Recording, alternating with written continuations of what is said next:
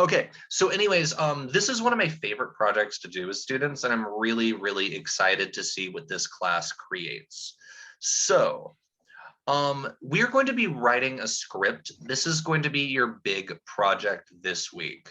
It should be a lot more fun than last week because you're not going to have to say anything off the top of your head on Friday's presentation.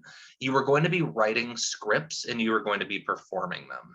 So when I say a script, do you guys know what am I talking about? What is a script? Any guess? Script for movie or play?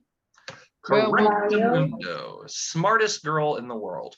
So this is exactly what your assignment is going to look like. A very small sample. Yours will be much larger. When I was in high school, you know, a lot of students did sports. Some people played soccer, some people played football or badminton, whatever. I was a theater nerd. I'll find some pictures for you tomorrow, but for 5 years, I was an actor in theater. And this is the kind of stuff that we would perform. This is what a script looks like. It has a scene heading which shows where you are and the time. You will have actions, which this is just for the actor to read, to show what they should be doing. So for example, Zach shivers and turns to the bouncer. What does shiver mean? Shaking his body. Shaking, right? Turns to the bouncer. Zach, that is the person's name. How much longer until you let me in? The bouncer. Hey, look, man, we just opened. I don't have space for everybody. That's what you guys are doing. Let's see with our little examples right here. With this, you are also going to be working on how you pronounce things. Pronunciation is going to be extremely important for your score, as well as your heart, your soul, and your enthusiasm. Let's say, Claire, don't you mute your camera or don't you mute your microphone because you get to be Shrek. Okay. Congratulations. Lena, you get to be Donkey, okay? Okay. Okay. All right, Claire, please begin reading. Oh, and then really quickly here, the things that are in parentheses, those are going to be your actions. Do not read what's in the parentheses. All right, Claire, Miss Shrek, please begin. I like my privacy. You know, I do too. There's another thing we have in common. Like, I hate it when you got somebody in your face. You're trying to give them a hint and they won't leave. There's that awkward silence. Can I stay with you? What? Can I stay with you, please? Of course. Really? No. Please, I don't want to go back there. You don't know what it is like to be considered a freak. Freak. Well, yeah. Well, maybe you do, but that's why we gotta stick together. You gotta let me stay, please, please. Okay, but one night only. Oh, thank you. What are you? No. That is gonna be fun. We can stay up late, swapping mainly stories, and in the morning, I'm making waffles. Give it up for the wonderful actors. Very, very good. Perfect. You guys both did excellent. Yes, because this is the script, which is what will eventually turn into this. I guess you don't entertain much, do you? I like my privacy. You know, I do too. That's another thing we have in common. Like, I hate it when you got somebody in your face, you trying to give them a hint, they won't leave. And then there's that big awkward silence, you know. Can I stay with you? What? Can I stay with you, please? Of course. Really? No. Please, I don't want to go back there. You don't know what it's like to be considered a freak. Well, maybe you do, but that's why we gotta stick together. You gotta let me stay, please. Okay. One night. What do you know? No, it's gonna be fun. We can stay up late, swapping manly stories, and in the morning, I'm making waffles.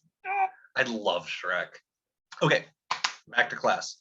So the purpose of writing a script is, as a student, writing a script allows you to practice nearly all areas of language development. Primarily, it's going to be on speaking and writing. But again, it's really everything. It's going to require creativity. You're going to have to write out the script. You're going to have to use your vocabulary. You're going to have to use this week's grammar. You have to write the whole thing. It'll be able to improve your understanding of the words by using your emotions in your reading, as well as your voice and pronunciation to make sure that you really understand what's happening. More importantly, as a teacher, I really like these because when I read your scripts and I correct your script, it helps me see, like visually see, what you think spoken English is supposed to sound like. That's why we do this. So the writing style, you can do whatever you want. You can write with informal English in this. If there's a character who's really formal, based on their personality, they should speak formally. It depends on the characters that you write. You should not use abbreviations. You should not make spelling mistakes. What I mean by this is you are not texting your friend on the internet. You are still going to be writing an academic assignment for class. Therefore, no abbreviations, no spelling mistakes. If you want to use profanity, if you want to use bad words, I don't care. It's totally fine. This is college. You should use English that is common in real life. So your story is going to be following a 3-act premise, which is the simplest form of script writing, which is an opening act, a climax, and a conclusion. The opening act is really simple. This is where we have characters making conversation. The scene should explain the character's background, show their personalities, and where they're from. This is where I forgot to prepare something. Expositional dialogue. I spelled that totally wrong. Expositional dialogue. So let's see if I can find my favorite example. Here it is. So I want you guys to read this small, tiny script really, really quick. It's only 4 things.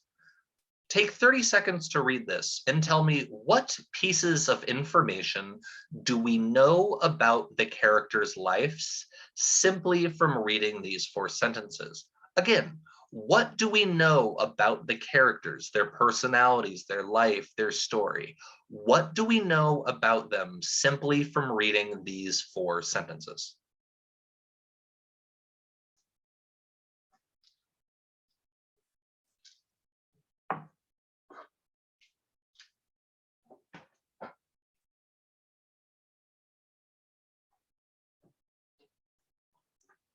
What do you got? What is their relationship? What is the relationship between Michael and Belinda?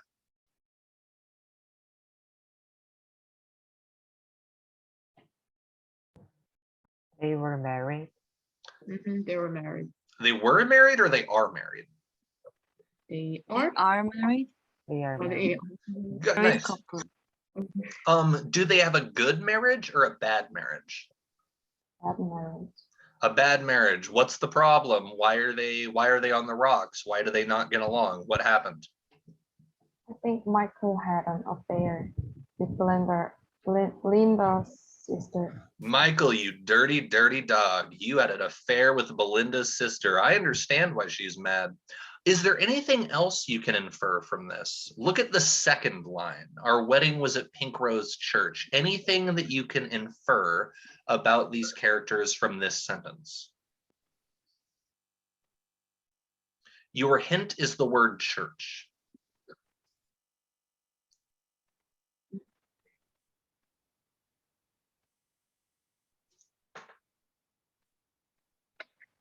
Christian.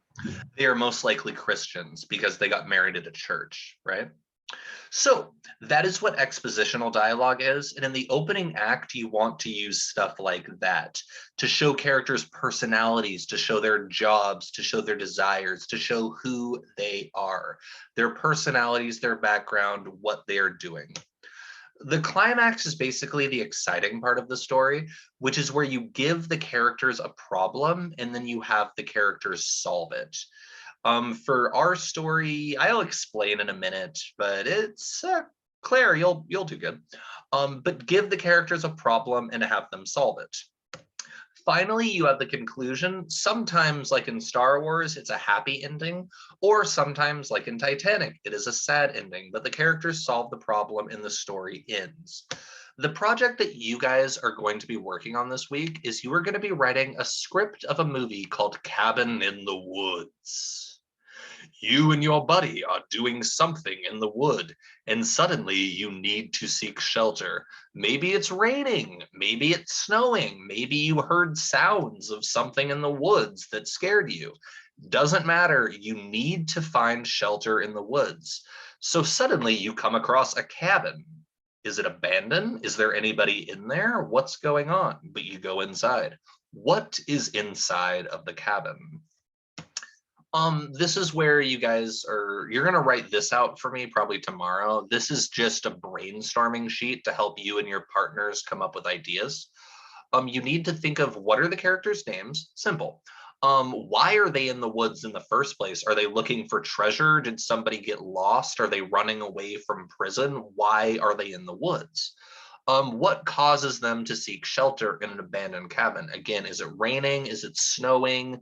Do they think there's people chasing them? Do they hear the sounds of animals? Why? What do they find in the story? And then how will the story end? And then also, what is the plot twist?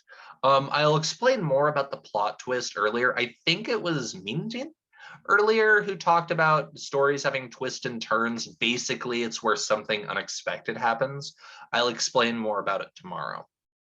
But once you have completed this, tell me and I will either approve or decline your notes. At the end of it, you guys are going to perform on Friday, and then I will be grading your script based on the following. Number one, your spelling and your grammar, which is obvious. Number two, your authentic English, or how real the English sounds, if it sounds genuine or if it sounds fake.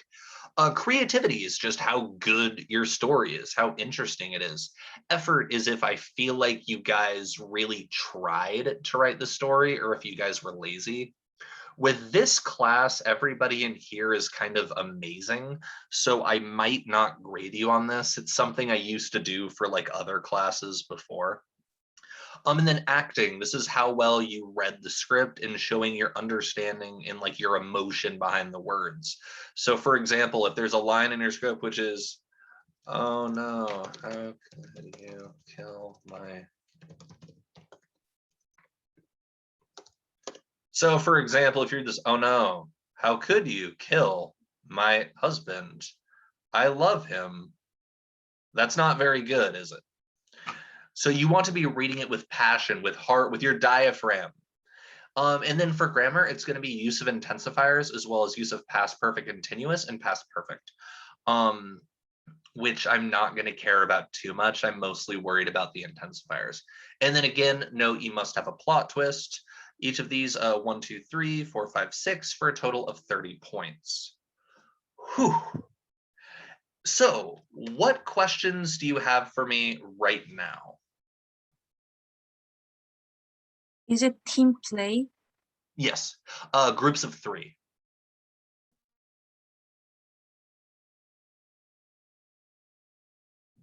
I'm sorry, did I hear your question? What was your question again? I'm sorry. I said, is it group project or? Yes, it's just- group. It's group. Yes, I'm going to give you, after this today, we're going to watch a cartoon for 10 minutes, and then I'm going to give you brainstorming time. Or I might give you conversation questions, actually. I'm not sure yet.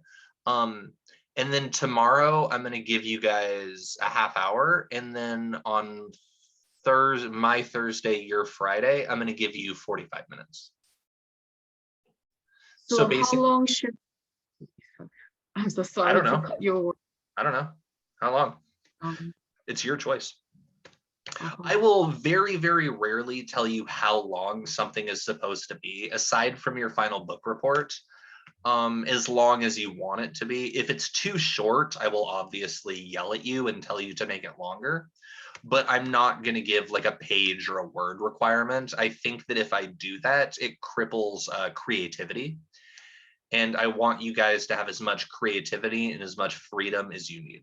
So as long as it needs to be, to answer your question. What else? Do we need to create new stories or continue this cabin in the 8? This is your story. This is basically your prompt. I'm going to practice with you guys on how to start a story tomorrow, but this is it. It's just going to start with you and your friends are in the woods, and then something happens. You find a cabin, you go inside of it, and then something happens. Yeah, what will they find in there? This is supposed to be where you guys choose like a monster or something. You could choose a ghost, you could choose a monster, you could choose something realistic like a person. I've done this assignment about 20 times with students. My favorite answer was students wrote a story about like a giant zombie giraffe. And I was like, okay, giant zombie giraffe. All right, that sounds pretty scary. If a zombie giraffe tried to eat me, I'd be scared too. But yeah, this is just kind of like an outline for what your story should be. It just must take place in the woods with you're writing a scary story and I'm giving you an outline. Everything else is your creativity.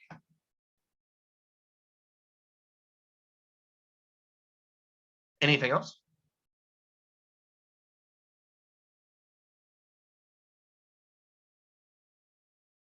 Okay, very good. I'm going to stop recording right now because come to class.